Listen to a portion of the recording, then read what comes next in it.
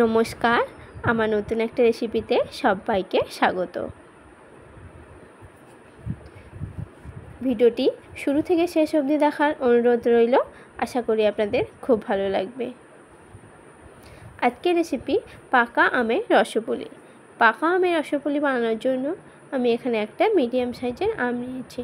আমের মুখটা কেটে বাদ দিয়ে দিচ্ছি।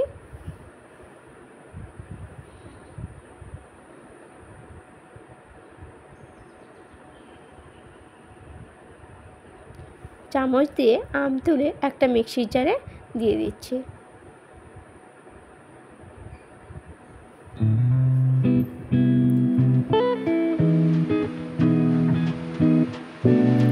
আমের একটা মিহি পেস্ট বানিয়ে নেব। কড়াইতে আমের পেস্টটা দিয়ে দিচ্ছি।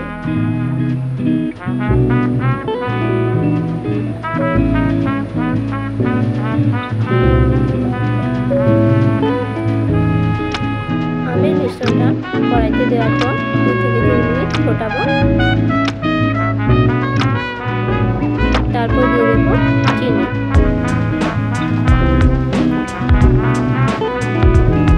একসঙ্গে মিশিয়ে নিচ্ছি।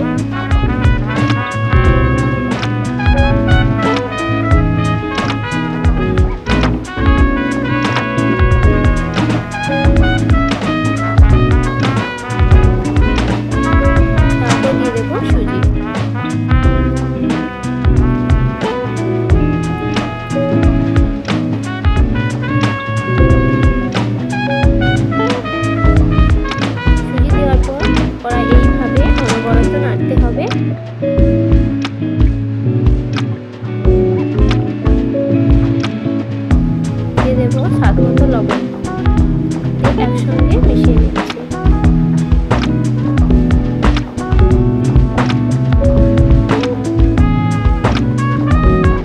সুজির মিশ্রণটা যখন এই পর্যায়ে চলে আসবে তখনই কড়াই থেকে নামিয়ে নিতে হবে।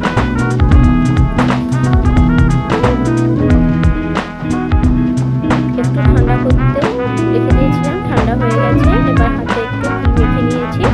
দিয়ে দেবো নারকেল কোড়া। নারকেল কোড়া একসঙ্গে মিশিয়ে নেব।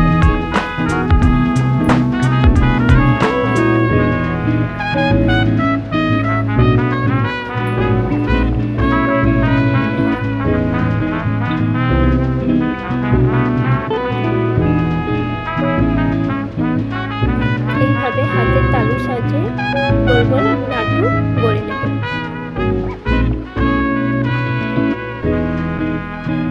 এইভাবে বাকি সবগুলো মিষ্টি তৈরি করে নেব।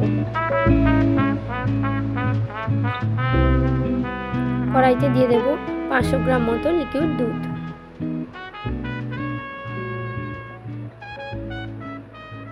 দিয়ে দেব চিনি।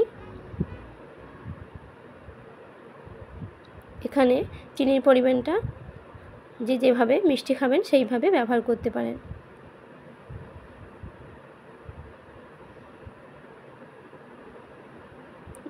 দুধ ফুটে এলেই দিয়ে দেব লাড্ডুগুলো।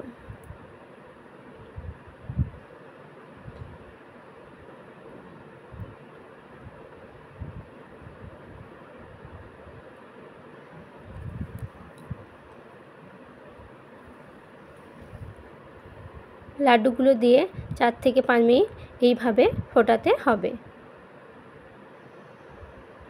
4 থেকে 5 মিনিট ফোটানো হয়ে গেছে। এবার আমি কড়াই থেকে লাড্ডুগুলো নামিয়ে নিচ্ছি।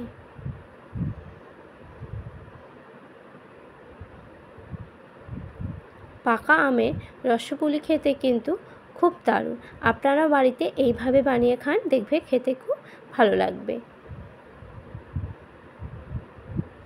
যদি আমার এই রেসিপি ভালো লাগে অবশ্যই ইউটিউব থেকে দেখলে চ্যানেলটিকে সাবস্ক্রাইব করে নেবেন, আর ফেসবুক থেকে দেখলে পেজটিকে ফলো করে নেওয়ার অনুরোধ রইল। দেখা হবে পরবর্তী ভিডিওতে।